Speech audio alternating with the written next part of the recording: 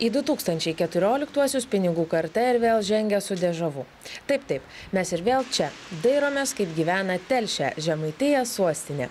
O jei tiksliau, jau 4. kartą lankomės pas senus gerus pažįstamus – Telšių verslininkus bei gyventojus. Jie savo džiaugsmais, vargais bei rūpesčiais su mumis dalijasi jau 8 metus. Optimizmu garsėja mūsų herojai, atrodo, jo neprarado ir šiandien. O kai kurie, net ir esant ne pačiai palankiausiai ekonominiai situacijai, gerina Lietuvos demografinę padėtį.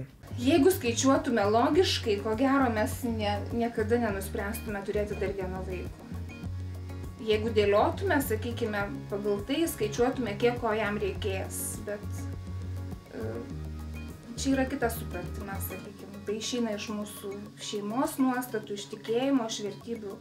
Iš tikrųjų, aišku, kad bus nuostolis ir aš galvoju rinktis tuos 2 metus, nes vis tiek jau metai leidžia suprasti, kiek vaikų reikia mamos, ypatingai iki 3 metų, kada formuojasi pirminė laimė ir tikrai tai yra neįkainuojama investicija iš tikrųjų į tą vaiko asmenybę. Tai aišku, nuostolis didelis 2 metus.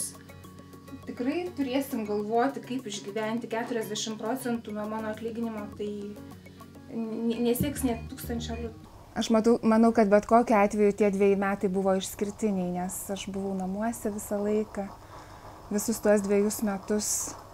Ir aišku, didelis dalykas, kad auga mergytė, bet aišku, sakykime, kadangi esat vis tiek pinigų karta ir suprantu, kad jūs domina ir ekonominiai dalykai, aišku, kad jie buvo ir pakankamai skalsus. Kaip mes ir žinojom, kad aną kartą sakėm, kad mes turėsim taupyti, ieškoti kažkokių papildomų galbūt dalykų, taip ir buvo, nes mes visą tai žinojom ir sąmoningai pasirinko. Kaip visada prabėgo labai greit, net nepajutom iš tikrųjų. Dirbom savo darbą ir tiek. Keitėsi kažkas, nuotaikos, darbų kiekį, dar kažkas? Šiaip keitėsi darbuotojai ir džiaugiamės to, kad galų gale nusistovėjo jau pastovus darbuotojai, atradom tai, ko ieškojom. Manyčiau, tai buvo stabilizacijos laikotarpis. Nuo 12 iki 14 metų stabilizacijos laikotarpis. Pagerėjimo bent jau statybų sektoriai iš tikrųjų nejaučiu. Stabilizavosi, imkime, kainų lygių. Kainų lygis stabilizavosi šitoje vietoje, jau kažkas tokio jau atsiranda, to pastovumo, tokius prognozes, kažką gali prognozuoti. Bet jeigu kalbėti apie patį statybų sektorių lygį, kuris, pavyzdžiui, buvo prieš krizę ir dabar, tai dar toli gražu. Pažintį su šiais herojais pradėjome 2008-aisiais, kai Lietuva dar išgyveno ekonominį pakilimą, visi skaičiavo augančius pelnus bei atlyginimus. Tačiau tada artėjanti ekonominė krizė jau alsavo į nugaras. Tada atėjo rūstus 2010-ieji, kada krizė apkramtė mūsų atlyginimus, išgėrė optimizmą ir nedarbo pirštų grumodama išvarė 10 000 tautiečių į svečias šalis skalsesnio gyvenimo ieškoti. 2012-uosius pasitikome bankų griūtimis, besipučiančiomis kainomis ir nė kiek nedidėjančiais atlyginimais. Šiandien 2014-aisiais ekonomistai sako, kad krizė jau baigėsi ir galime lengviau atsikvėpti. Tačiau kai kurios problemos buvusios ankstesniais metais niekur nedingo. Mokytojų Daubarų šeima ir prieš 8 metus ir šiandien vis dar nesulaukia didesnių atlyginimų, todėl jų kiaulė taupyklė vis dar tuščia. Tikrai ne pesimistai. Aišku, tikimės ir laukiam galbūt ne šiais metais, bet ateityje vis tiek aš tikiu, kad tie atlyginimai kils ir kažkiek stabilizuosis tas kainų augimas. Pavyzdžiui, mano atlyginimas su visais sumažinimais, sakykime, ir dabar papildomam atostogom, tai apie 500 litų sumažėja. Vis labiau jaučiasi, kad reikia laukti, kada bus avansai ir kada bus kitas atlyginimas iš tikrųjų. Nes jeigu anksčiau, tikrai labai pasirodo, jeigu anksčiau atrodo, perki tuos dalykus kasdienius, kurių kiekvieną dieną reikia, ir, sakykime, artėja avansas arba atlyginimas ir dar truputėlį ten yra keli šimtai, tai dabar jau tai pasižiūrim, kad faktiškai jų nebėra ir tų santaupų tokių didesnių tikrai nepavyksta sutaupyti. Kalbant dėl atlyginimų, gal sakyti, nei stipriai padidėjo, nei stipriai sumažėjo. Tiesiog ir toks vidurėlis ir tiek. prieki paslaugų kainasgi, kaip sakyti, patys matom.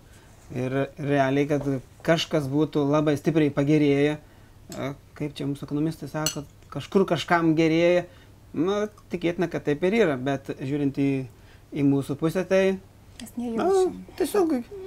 tiesiog gyvenam iš to, ką dirbam, ką uždirbam. Ekonomikai truputėlį silpstant šiais metais biudžetininkai turėtų pajausti pagerėjimą. Ir tai visų pirma yra susijęs su rinkimais. Taupama visais lygiais ir vėlgi visi tie vadinamieji biudžetininkai, tai yra gydytojai, mokytojai, bibliotekininkai, kurie tada jau buvo nuskriausti. Dabar mažinant atlyginimus, reiškia, jie vėlgi tapo dar labiau nuskriausti. Kalbama buvo apie tą vadinamąjį 3% fiskalinį deficitą, tai ir toks yra patvirtintas biudžetas.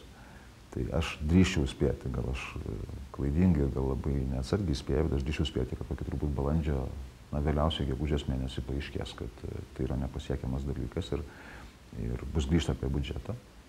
Ir bus grįžta apie biudžetą su tam tikrais turbūt pasiūlymais, kaip arba dar karpyti išlaidas, arba iš kur dar gauti pajamų, arba kartu ir karpyti išlaidas ir gauti pajamų. Tai tas visiškai nežada didesnių atlyginimų. Taip ir įvyko iš tikrųjų, ne? Taip ir įvyko, taip ir turėjo įvykti, nes visą laiką valdžia dėja, bet pirmiausiai pagalvoja apie save, reiškia, tik paskui galvoja apie visus kitus. Ir galbūt tai ir reikėjo daryti. Valdžios institucijų darbuotojai nėra pas mus labiausiai geriausiai apmokami žmonės ir iš dalies tai yra galbūt ir pateisinama, turint galvoje bendrą lygį, bet kita vertus, jeigu mes vėlgi norim gerų sprendimų, ar ne, jeigu mes norim pokyčių didesnių, tai ten turi būti žmonės, kurie yra su idėjom, su žiniom, su kompetencija ir galintys priimti sprendimus. Tokiem žmonėm reikia mokėti. Klausimas, ar ten jų šiandien yra pakankamai, tai mano atsakymas tikriausiai būtų ne.